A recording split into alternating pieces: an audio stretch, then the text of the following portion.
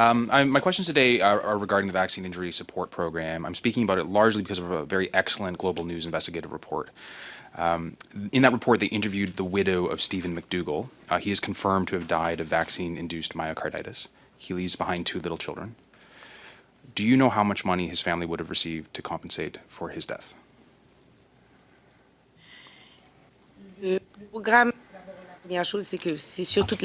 First of all of those who've been impacted by vaccinations, of course, it has a great impact on their family. I'd like to start by saying that. Now, this program has been set up after the pandemic, as you know, and it was handed over to a third party to actually deliver these programs. So the government delegated this to the firm that had been designated to run this program.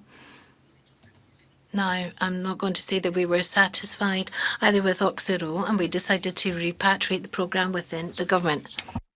I'll agree on that point that the program has been dissatisfactory, but so it sounds to me like perhaps you're not aware of how much he would have been compensated, the family. CBC reports that the maximum compensation allowable under the program as it stands is less than a federal minister's salary. So I'm just asking for your reflections on that. Was his life worth less than a year's salary for a minister? No, I'm not aware of the details as to how much money is given to each patient. And the criteria that we set, is it one flat rate or is it different amounts? But we can certainly come back to you with specific details on that. So I would suggest that his family should be compensated more than they have been. And I would ask you to reflect on that and perhaps at another engagement undertake to compensate them more than they have been. Excusez-moi, j'ai les chiffres. C'est jusqu'à 493. So it's up to 493,000 for the spouse and 78,000 for the children, up to those amounts. Combien que cette personne a eu. Now, I don't know how many people have received them and why, because there's an assessment that's carried out on a case-by-case basis, and I cannot give you the details for each specific patient, but I know that it's up to $493,000. This committee was briefed previously by Stephen's twin sister in the last parliament. She asked for transparency with this vaccine injury program. Will you undertake to provide that transparency that she asked for? Tout à fait. Je suis prête à donner la transparence. Absolutely, yes. I'm prepared to provide transparency. That the vaccine mandates for employment and engagement in society be removed. They have been. Will you commit today to not instituting further vaccine mandates of that nature?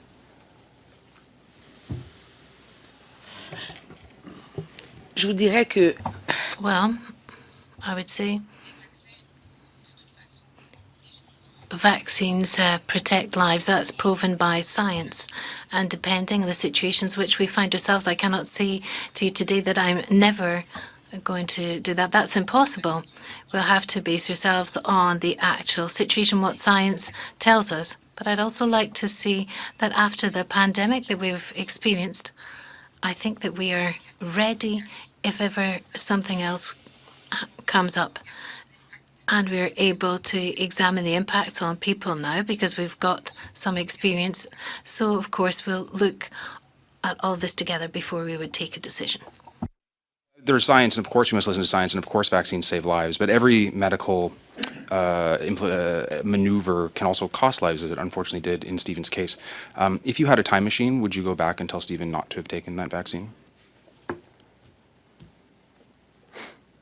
Comme je vous l'ai dit, well, as I said, the pandemic is something that happened throughout the world, not just here, and vaccines saved lives during the pandemic.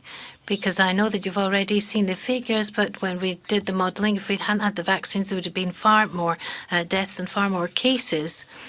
It's always, of course, regrettable when there are people who have suffered a negative impact from vaccines, but this can happen with drugs also, and it is very regrettable. And I think that I would have advised him not to take it, hindsight being 2020. When will the audit of the Vaccine Injury Support Program be completed? And is the current program still processing claims while that audit is underway?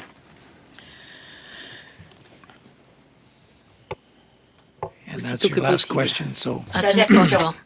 As soon as possible is the answer. As soon as possible.